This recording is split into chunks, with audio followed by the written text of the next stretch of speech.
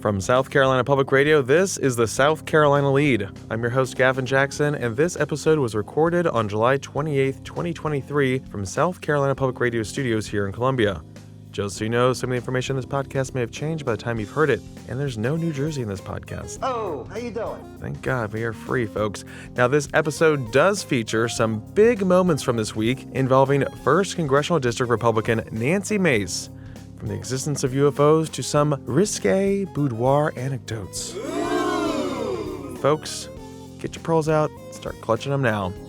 And then we jump on the campaign trail and get the latest regarding the fallout of Florida's school curriculum that talks about some of the, quote, benefits, quote, of slavery for enslaved folks. Senator Tim Scott has some thoughts on that matter. The Senate passed the National Defense Authorization Act. We look at what's in it for South Carolina. And some big names are headlining big events in August. We have the latest SC 2024 news for you, as well as some major positive economic news when we do the numbers. And Scott Morgan brings us a sobering report about the death of Jacob Williamson, a transgender South Carolina teen who weeks ago was found dead in Pageland. All right, folks, we love hearing from you, so give us a shout at 803-563-7169. It's about to be August. The lead is still working through the summer. Obviously, take us with you wherever you go. Let us know where you are, what you're doing, what you're seeing, who you're talking to. 803-563-7169. We can also answer any question within reason. Toll free, 803-563-7169.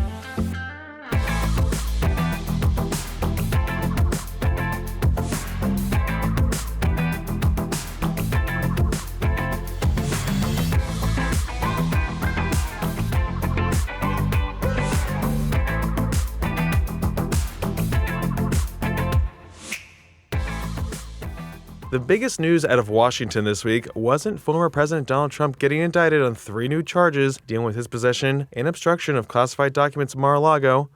No, it wasn't Senate Minority Leader Mitch McConnell freezing up at the podium during a press conference, or California Senator Dianne Feinstein launching into a speech instead of simply voting aye during a committee hearing. No. The biggest news this week centered around a line of questioning by 1st Congressional District Republican Nancy Mace during a House Oversight and Accountability Subcommittee on National Security, the Border, and Foreign Affairs hearing Wednesday, with UFO whistleblower David Grusch discussing how non-human remains recovered by the U.S. government from alien spacecraft. Here's their back and forth. You've stated that the government is in possession of potentially non-human spacecraft. Based on your experience and extensive conversations with experts, do you believe our government has made contact with intelligent extraterrestrials? Something I can't discuss in public setting. Okay, I can't ask when you think this occurred.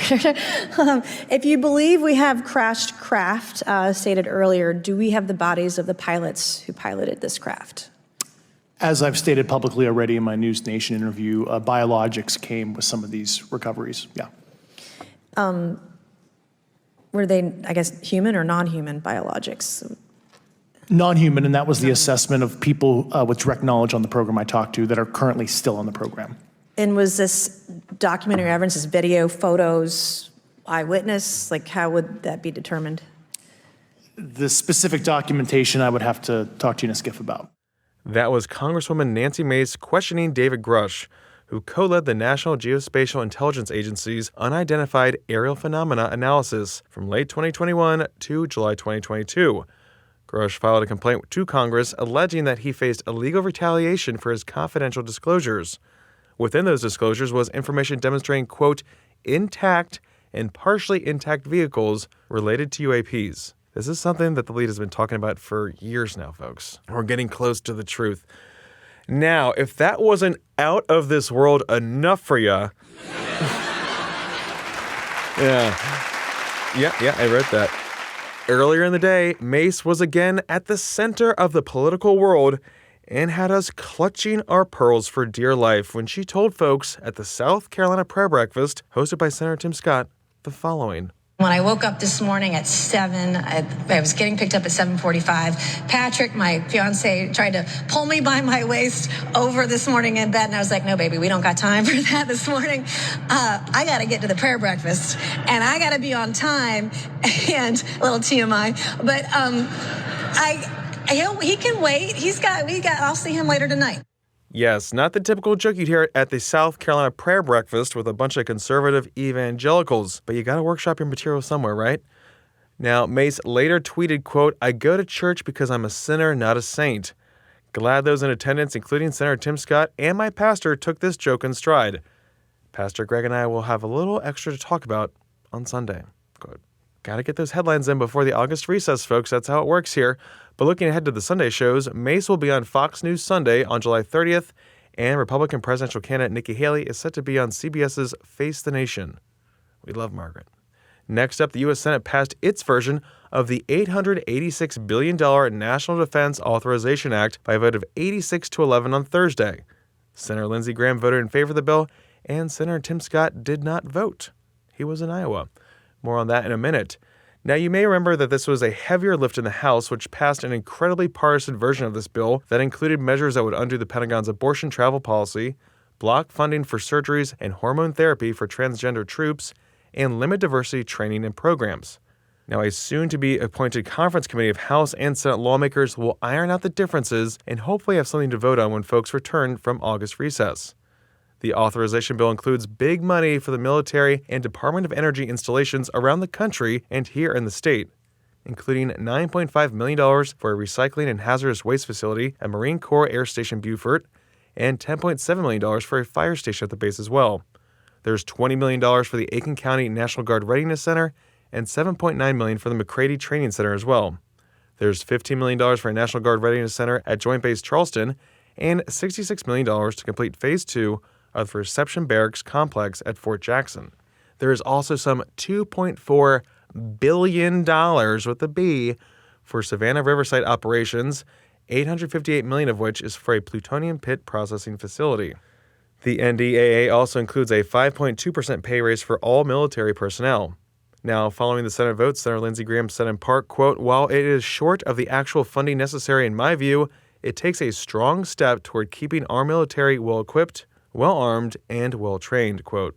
Like we said, Republican presidential candidate Senator Tim Scott missed the vote because he was on the campaign trail in Iowa. While there, he came out against Florida Governor Ron DeSantis' statements on public school curriculum on Black History Month, which teaches that enslaved people in America benefited from slavery because they learned critical skills. Here's DeSantis on July 21st. Well, you should talk to them about it. I mean, I didn't do it, and I wasn't involved in it. But I think what they're doing is I think that they're probably going to show some of the folks that eventually parlayed, being a blacksmith into doing things later in life. But the reality is, all of that is rooted in whatever is factual. They listed everything out. And if you have any questions about it, just ask the Department of Education. You can talk about those folks. But I mean, these were scholars who put that together. It was not anything that was done politically. And here's what Scott said to reporters in reaction to DeSantis on July 27th. It's interesting. As a country founded upon freedom, the greatest deprivation of freedom was slavery.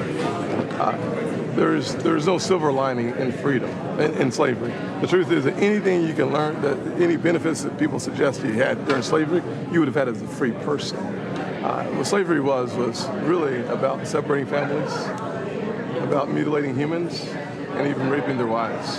It was devastating. So I would hope that every person in our country, and certainly running for president, would appreciate that. And listen, people have bad days. Sometimes they regret what they say, and we should ask them again to clarify their positions. We got some more SC 2024 news for you.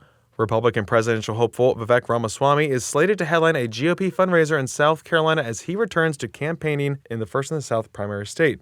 Dorchester County GOP Chair Stephen Wright tells the AP that Ramaswamy will be the featured speaker at the 3rd annual Faith, Family, and Freedom Dinner on August 19th in Somerville. Ramaswamy has been stumping heavily in other early voting states, including Iowa and New Hampshire, but hasn't been back to South Carolina since May when he spoke at the state Republican Party convention. And we also know that former President Donald Trump will be the keynote speaker at the SCGOP's annual Silver Elephant fundraising dinner on August 5th. And recently announced, Florida Governor Ron DeSantis will speak at Congressman Jeff Duncan's annual Faith and Freedom Barbecue on August 28th in Anderson. Remember, that's Faith and Family Freedom Barbecue versus the Faith, Family, and Freedom Dinner, where Ramaswamy will be at.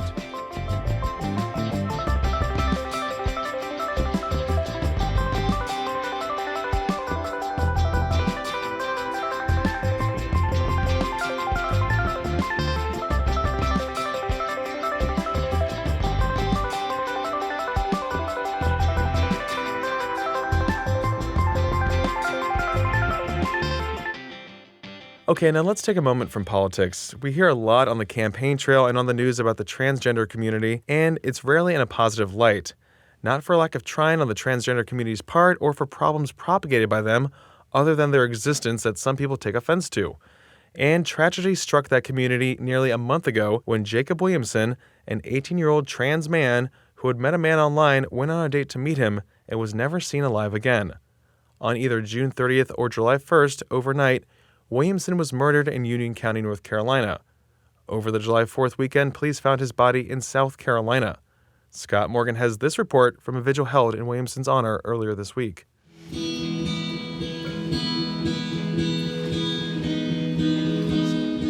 The evening began with a cautionary breath, not with this song. This song, performed by two young men who had lost a friend to suicide, played as people moved quietly from their chairs to the front of the room to place a card at the foot of an art portrait of the teenager they were here in Lawrence to remember. And it came at the end of Monday's vigil for Jacob Williamson, an 18-year-old resident of Lawrence who was murdered on June 30th or July 1st in Union County, North Carolina. The reason this vigil began with a cautionary word, that there were men standing guard at the doors, that there were support services providers in the back of the room for anyone who felt threatened or scared, is because this room is filled with trans people, friends and supporters and families, here to say goodbye to a trans teen who was killed while on a date. And the reason this song came at the end is because it's about missing, and it is about love. And it is along this high wire, between caution of the wider world and the loving cocoon of families and friends, that a lot of people in this room live their lives. I worry for my safety when I go out in public, and if people might hurt me. This is Alex. He's 14 and trans, and he just told you what worries him. Here's what gives him hope. Safe people, people that help protect me. There are several dozen safe people in this room who want to protect him, in a way the larger LGBTQ community didn't get to do with Jacob Williamson. And part of the reason this vigil even came to be is as outreach to kids like Alex. The safe people in this room want the members of this community, especially the vulnerable young ones, to know what Jacob didn't get a chance to learn. All of the love and support that Jacob is getting right now in his untimely death could have prevented this if he would have had it in life. This is Promise Edwards. Edwards took Jacob in after he became estranged from his family over his being trans. But Edwards says that crucially, neither she nor Jacob knew there were so many organizations, groups, and supporters for trans youth in South Carolina. Had we knew that they had existed, we would have had the love and support, and Jacob would not have been forced to look for it in strangers. What none of the attendees at this vigil want, however, is for you to think about Jacob Williamson's death, which has been what trans activist and vigil attendee Cypress Hartford says so much of the media coverage has focused on. I'd like to consciously fight against that in ways that I can in order to ensure that the memory that's preserved is the memory of a living human being. So then, who was the human being Hartford and Edwards and so many other people in this room want you to remember? Well, the words that came up the most were things like quirky, goofy, pure and sweet. A kid who loved kids, who sang Christmas carols in summer and converted many to the ways of Dragon Ball Z. Someone unfailingly loyal to those who loved him. Someone obsessed with asking if you're okay every 5 minutes he was around you. Someone the world should have more of. And someone who will be missed, even by people who never had the chance to get to know him in life.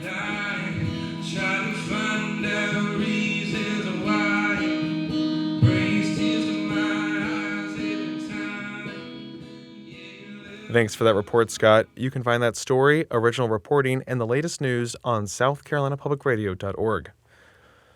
We have a lot of economic data for y'all, so let's start with action taken by the Federal Open Market Committee this week to once again raise interest rates to fight inflation, which has steadily dropped since record highs last summer. Data! The FOMC raised rates by another 0.25% this week, pushing the Fed's benchmark policy rate up to 5.25% to 5.5%. These rate increases affect the prime rate or the bank prime loan rate, which is one of several rates and ways banks determine what to charge you for borrowing money. This also increases savings rates. Now, higher rates don't just affect consumers' ability to borrow, but also businesses as well. But the economy has remained strong even with these rate hikes. Here's Federal Reserve Chairman Jerome Powell on Wednesday. With today's action, we've raised our policy rate by 5.25 percentage points since early last year. We have been seeing the effects of our policy tightening on demand in the most interest rate sensitive sectors of the economy, particularly housing and investment. It will take time, however, for the full effects of our ongoing monetary restraint to be realized, especially on inflation.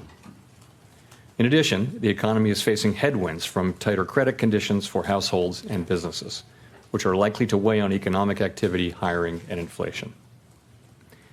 In determining the extent of additional policy firming that may be appropriate to return inflation to 2% over time, the committee will take into account the cumulative tightening of monetary policy, the lags with which monetary policy affects economic activity and inflation, and economic and financial developments. So far, raising rates has helped bring down inflation, which last year was running around 9.1%, according to the Consumer Price Index. Right now, that annualized rate is around 3%. And new inflation data, the Personal Consumption Expenditures Price Index, or PCE, which is the Fed's preferred tool for measuring inflation, rose to 4.1% from a year ago. However, this annual rate was the lowest since September 2021 and marked a decrease from the 4.6% in May. So will we have a so-called soft landing as a result of these interest rate increases and steady declines in inflation? Or will there be a recession? Here's Powell. It has been my view consistently that we do have a shot, and my base case is that we will be able to achieve inflation moving back down to our target without the kind of really significant downturn that results in high levels of job losses that we've seen in some past instances, many past instances of tightening that look like ours. That's been my view. That's still my view. And I think that's sort of consistent with what I see today. So, but it's a long way from assured, and we have a lot left to go to see that happen. So the staff now has a noticeable slowdown in growth starting later this year in the forecast. But given the resilience of the economy recently, they are no longer forecasting a recession.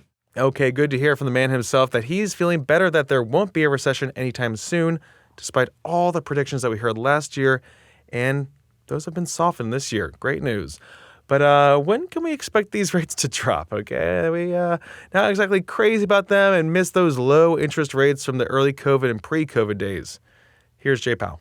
I think you take everything into account when you start cutting rates. It would depend on a wide range of things. And when people are writing down rate cuts next year, it just is a sense that inflation is coming down and we're comfortable that it's coming down and it's time to start cutting rates. I think, but I mean, there's a lot of uncertainty between what happens, in the next meeting cycle, let alone the next year, let alone the year after that. So it's hard to say exactly what happens there. Another testament to the strength of our country's economy is new gross domestic product data, also out this week, that found the economy grew at 2.4% in the second quarter. This preliminary estimate from the Bureau of Economic Analysis beat expectations and showed the economy expanded for the fourth quarter in a row. So I know polls show that people's biggest concerns remain the economy. Just, be happy that inflation is dropping, wages are outpacing prices, unemployment remains low, and jobs are plentiful as our economy continues to grow. Now, real quick on the way out, aerospace giant Boeing reported a $149 million loss for the second quarter despite higher revenues. The plane maker, which builds the 787 aircraft in North Charleston, has struggled with higher costs in both its airline and defense businesses. CEO David Calhoun said that the company has, quote, more work ahead, but is making progress in stabilizing its factories and supply chain. Boeing said it raised its output of its 787 Dreamliner aircraft to a planned 4 per month and is sticking with a plan to produce 5 a month by the end of the year. It expects to deliver as many as 80 of those wide-body planes in 2023. Boeing said higher revenues in the second quarter were driven higher by 787 deliveries. Keep reaching for the skies.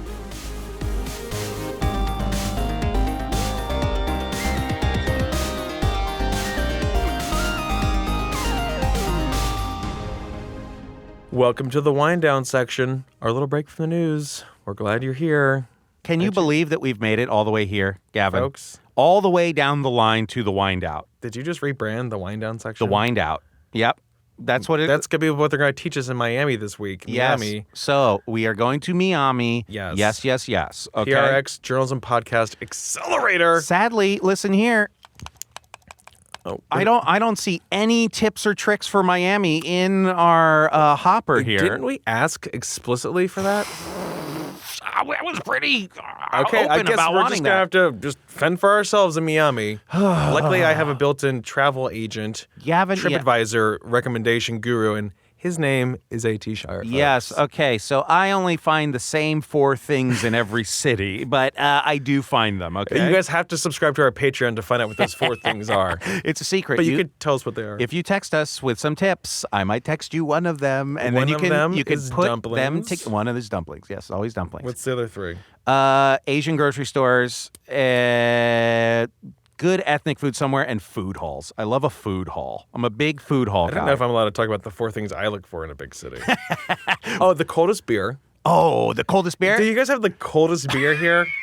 Wow, we found it. The mountains have turned blue. I Gavin? just love the commitment to places that say the coldest beer in town. I like anything with EST at the end of it. Craft and Draft should really start adapting that. I've been to some places Though they're not that the coldest. they have like temperature readouts where it is like a half degree colder than everywhere else, and they're like, it is the coldest. It's like 32.5 degrees. Exactly. Our yeah. cans almost explode. Exactly right. Anyway, Gavin, we do have a call, long time caller. Long time listener, many time caller. Okay, So I love those. Are you ready? Yes, please. Okay, here we go.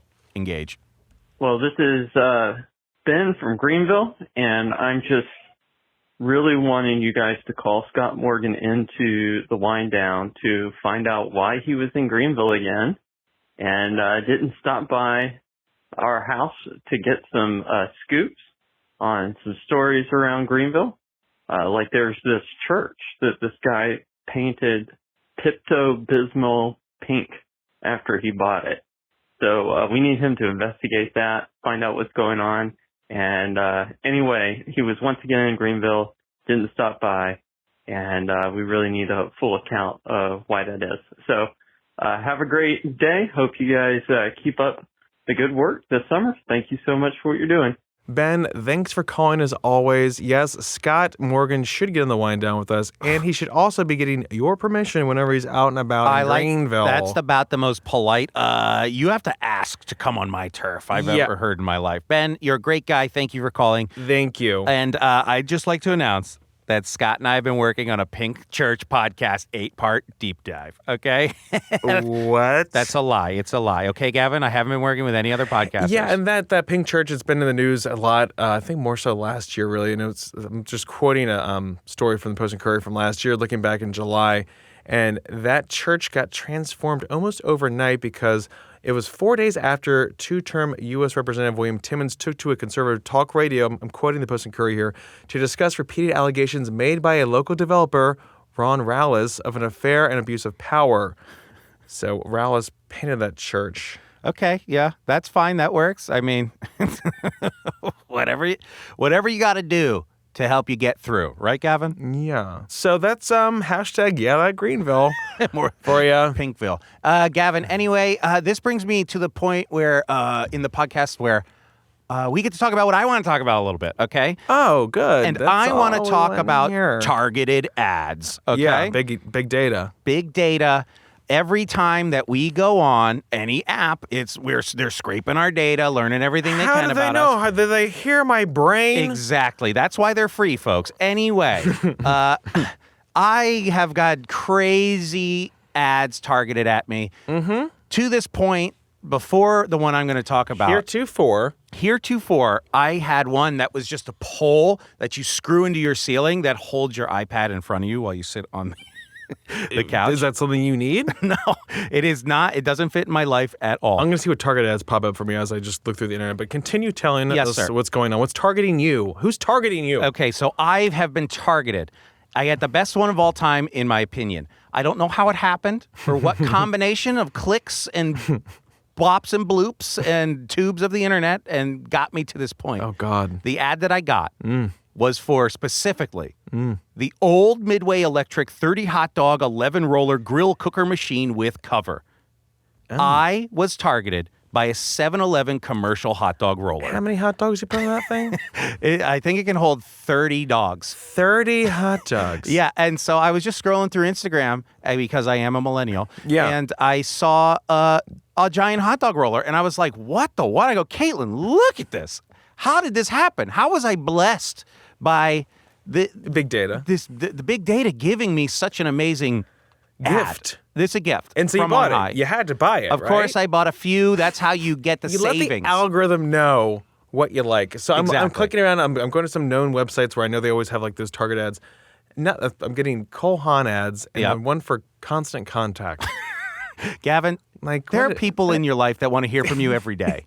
Pay us to talk to them every day. I am wearing Cole Haan shoes, though. You're a big Does Cole Haan Does it know guy. that? I do. I love Cole Haan. Does it know that we do a podcast twice a week and you do a television show once a week? And how much more contact could anyone want with Gavin Johnson? Constant contact. We know, like big data, everyone's like, oh, it hurt. It must have hurt me. My phone's listening to me. Well, no, we're putting everything on our phones. Yeah. We're also next to people whose phones are doing the same thing. Our phones communicate with each other, communicate with the algorithm, big data. Yeah. And then also, if you're texting people on Instagram and Facebook Messenger, which I reading it. begrudgingly do, It will read it. Scrapes all that. Yep. And then it just puts it in there. So, I mean, yeah, just. You think Google doesn't read your Gmail? It does. Lean into the quiet sucking sound of big data. Do you use your credit card on your phone? I don't have a credit card. There you go. I have Gavin. dozens of credit cards. Gavin gets paid in cash and he buries it in his backyard. Doubloons? Doubloons? Away. You'll take doubloons. Yeah, all coins. My entire retirement's coins. Before this, before this ends, I was talking about targeted ads with producer Sean, whose birthday it was yesterday. Happy birthday, Sean. Everyone alone in their room sing happy birthday to Sean. We'll wait. Oh my God. Okay, there we go. We did it I know, multiple times at our staff retreat this week at Riverbank Zoo. Yes. It was Gavin got him every day. So cringy, but it was just so beautiful. And so he told me the best targeted ad he ever got was for coffins. Oh my God, John, honey, baby. That is a red flag. He didn't know how it happened, but he got coffins. Anyway, please call in. Tell us your best weird targeted ads on every website. Just scroll all the way to the bottom to the ever-populating crazy things. Let us know. Getting that's what I want to know. Okay, people. Gavin, what's the internet telling you right now? Say goodnight to these sweet, sweet babies. I that can't. listen. The internet won't let me say goodbye. I love it. It's holding Gavin's continue. The wires of the computer coming out and holding Gavin's eyes, Clockwork Orange style. Run, AT! Run! Make it to Miami! Anyway, have a good weekend. We will talk to you next week, I promise, from Miami. Miami. That's right, folks. Thanks for listening to the pod. You can show us your appreciation by leaving us a review on Apple Podcasts or a voicemail like Ben Davis did at 803-563-7169. We love hearing from you guys. You can also stay up to date with the latest news on scetv.org and southcarolinapublicradio.org. Also, don't forget to support your local newspapers. For the South Carolina lead, I'm Gavin Jackson. Be well, South Carolina.